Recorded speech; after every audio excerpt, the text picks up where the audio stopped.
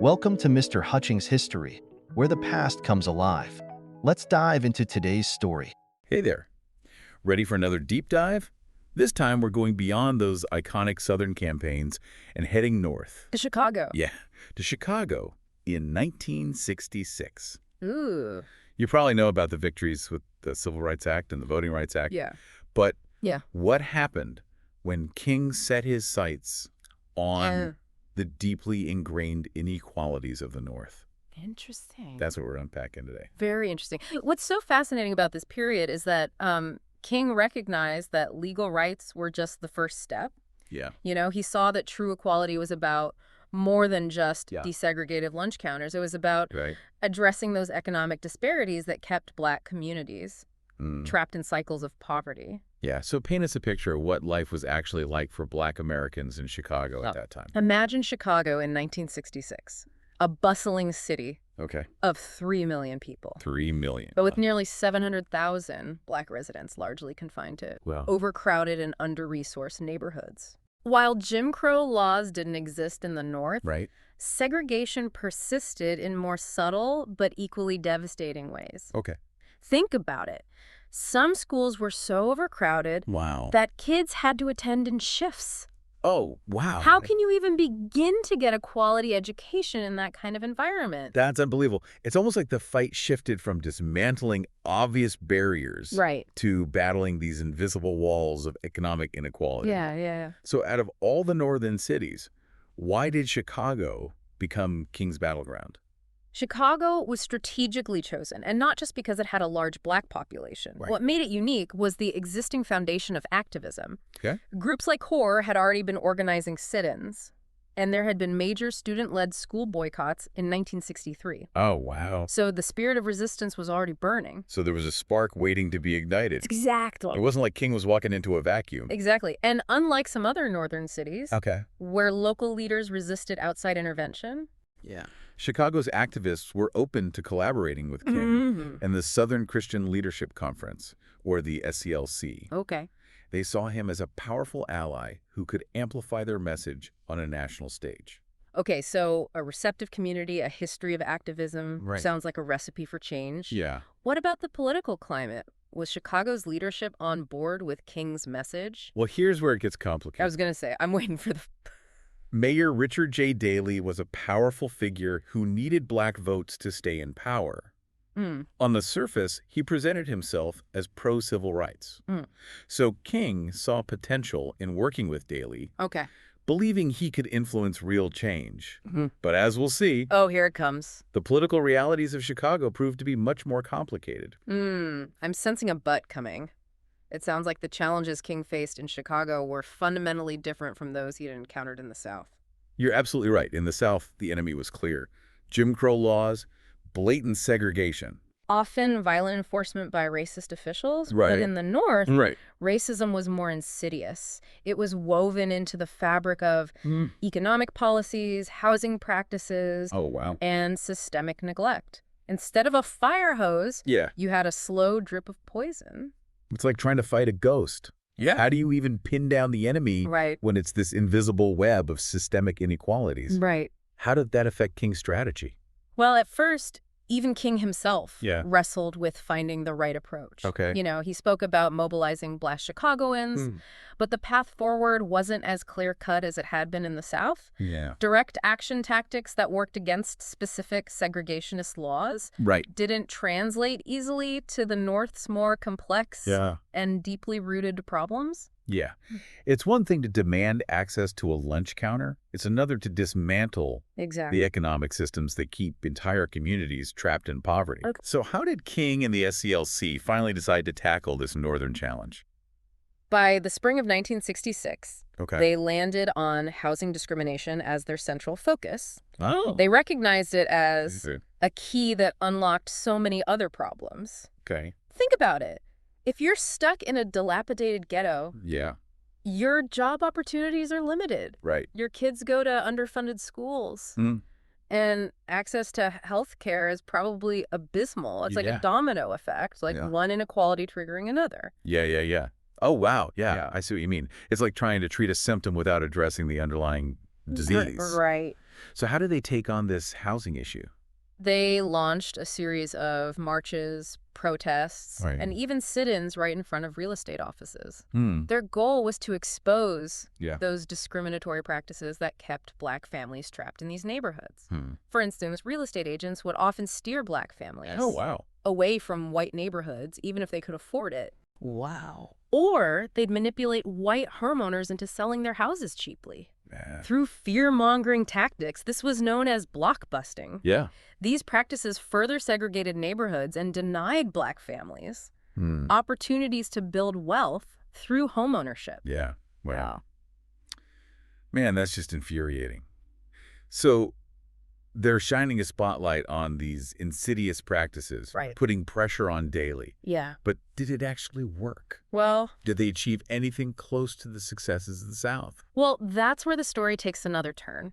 Oh, boy. While the campaign did raise national awareness about Okay. the realities of housing discrimination in Chicago, Yeah. it didn't lead to the same kind of sweeping victories they'd Huh? seen in the South. This is what I was wondering about. What happened? Hmm. Did Daley just completely shut them down? Daley wasn't overtly hostile. Yeah. He actually made some promises of reform, Yeah. pledging to build more public housing, Okay. and even signing a weak open housing agreement. But Okay. there's always a but, right? Well, those promises often came with strings attached, Hmm. and they rarely translated into meaningful change. Yeah. For example, that public housing he promised, Yeah. much of it ended up being built in already segregated neighborhoods, Oh, wow. further reinforcing the existing patterns of inequality.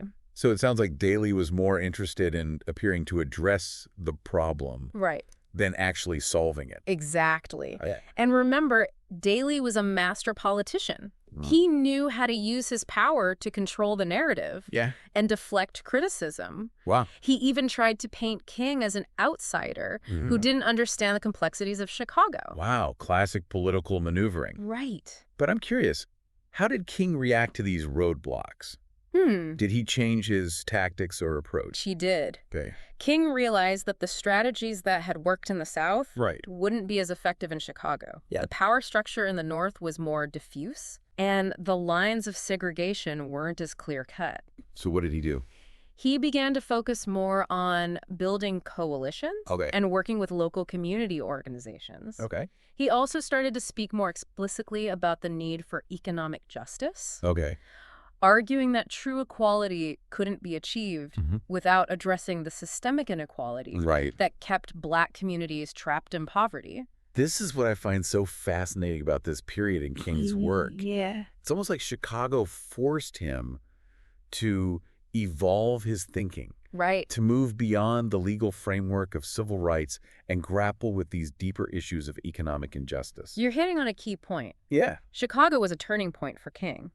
It forced him to confront the limitations of his earlier strategies Right. and to develop a more nuanced understanding of the forces driving inequality. Okay, so the Chicago campaign may not have produced the same kind of dramatic legal victories Right. as the Southern campaigns, Right. but it seems like it had a profound impact on King's thinking Yeah, and the direction of the movement. absolutely. Okay.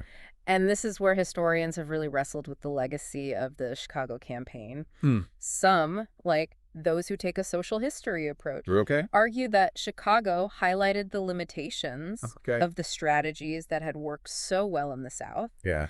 Those direct action tactics that targeted clear-cut segregation laws Right. didn't translate easily to the North's more intricate web Yeah. of economic and social inequality. It's like they were trying to use a hammer to fix a computer. Precisely. Yeah, the tool just wasn't right for the job. Then you have revisionist historians. Right. They tend to focus on the evolution of movements over time, and they see the Chicago campaign as a necessary step Okay. in the long arc of the fight for racial justice. They argue that this campaign, while messy and perhaps less successful in the short term, Right. pushed King to expand his vision to include economic justice Okay. as a core element of true equality. So it's less about seeing Chicago as a failure Right. and more about understanding it as a crucial turning point Right. that led to a more holistic understanding of what true equality meant. Exactly. Got it. And then you have historians who take a more Marxist perspective. Okay. They focus on the role of economic systems in perpetuating inequality. Right. For them, King's growing emphasis on economic justice in Chicago Okay. signals a shift in his thinking. Okay. A recognition that capitalism itself was a key driver of racial disparities. Right. They see echoes of this in his later work against the Vietnam War. Wow. And his call for a radical redistribution of wealth. Wow. So many layers of interpretation. Right. It really shows how complex and multifaceted the fight for equality really is. It is. Yeah. And it's important to remember that this wasn't just about intellectual debates among historians. This was about real people's lives. Yeah. About the daily struggle to survive and thrive in a system that was stacked against them. Yeah. One fascinating perspective comes from scholars who take a psychological approach to history. Okay. They suggest that King's focus on economic disparity in Chicago was also a strategic response to the growing frustration among Black youth in northern cities. Okay. By addressing issues like housing and employment. He hoped to channel that anger constructively and prevent the kind of violent uprisings that had happened in places like Watts. It sounds like he was trying to create a pathway for change that didn't erupt into destructive cycles of violence and backlash. Exactly. Yeah. He understood that people needed to see tangible progress to maintain hope and a belief in the possibility of change. Right. And, while King's Chicago campaign didn't lead to those same sweeping legal victories that we saw in the South, it was a deeply personal and profound turning point for him. It makes you think, sometimes the greatest victories aren't the ones that make the headlines. But the ones that force us to rethink our assumptions and expand our understanding of the problem. I couldn't agree more. Chicago challenged King to confront the reality that legal rights, while essential, were not enough to dismantle the deep-seated structures of economic inequality that kept Black communities marginalized. It's like he was realizing that the fight for civil rights had to evolve into a fight for economic justice if it was going to truly achieve its goals. Precisely. He began to see freedom and economic opportunity as inseparable. You couldn't have one without the other. Yeah. And this realization set the stage for his later work with the Poor People's Campaign. Wow. Where he called for a radical restructuring of the American economy to address poverty and inequality head on. So in a way, Chicago planted the seeds for that later. Right. Even more ambitious phase of King's activism. Absolutely. It was in those Chicago streets, in those tense negotiations with Mayor Daley, in those moments of both triumph and setback. Right. That King's vision of a just and equitable society took shape. This has been such a thought-provoking deep dive. Yeah. We started by looking at a chapter in King's work that often gets overshadowed by those landmark Southern campaigns. Right. And now it seems like the Chicago campaign was absolutely essential in shaping his later activism. It really highlights how movements evolve. And how leaders adapt their strategies as they confront new challenges. And King's experience in Chicago raises some crucial questions for all of us. Absolutely. Even today. What stands out to you as the biggest takeaway from King's Chicago campaign? What should we be reflecting on as we consider his legacy? I think the most powerful lesson here is that the fight for equality is a marathon, not a sprint. Right. King's experience in Chicago shows us that dismantling systemic inequality requires more than just changing laws. It requires confronting those deeply ingrained economic structures that perpetuates poverty and limit opportunity. That really resonates. It's easy to celebrate those legal victories and think the work is done. But King's Chicago campaign reminds us that we have to keep pushing, keep evolving our understanding of the problem. And keep fighting for those systemic changes that create true equality. Exactly. And it challenges us to think critically about what true equality actually means. Is it just about everyone having the same rights on paper? Or is it about creating a society where everyone has a genuine opportunity to thrive? Regardless of their race or economic background? That's such a powerful question, and it feels incredibly relevant right now. I mean, we're still wrestling with so many of the same issues of economic inequality that King was confronting back in 1966. Issues like housing affordability, access to quality education, and the racial wealth gap are all still very much with us. You're absolutely right. And that's what makes studying history so important. It helps us understand the roots of the challenges we face today and gives us a framework for thinking about solutions. So if King were here with us today, seeing the persistent economic disparities, the ongoing fight for social and racial justice, what do you think he would say? What aspects of our society would he challenge us to confront? I think he would urge us to remember that the fight for justice is never truly over. He would challenge us to look beyond those surface-level solutions and to grapple with those deeper systemic issues that continue to hold people back. He would remind us that complacency is the enemy of progress. Wow. Yeah. I can almost hear him saying that. Yeah. It's a call to action, isn't it? It is. A reminder that we all have a role to play in creating a more just and equitable world. It is, and it's a reminder that the fight for economic justice is not separate from the fight for racial justice. They're deeply intertwined. King understood that you can't have one without the other. Well, on that note, I think it's time to wrap up this incredible deep dive. Okay. We started by exploring a lesser-known chapter in King's legacy.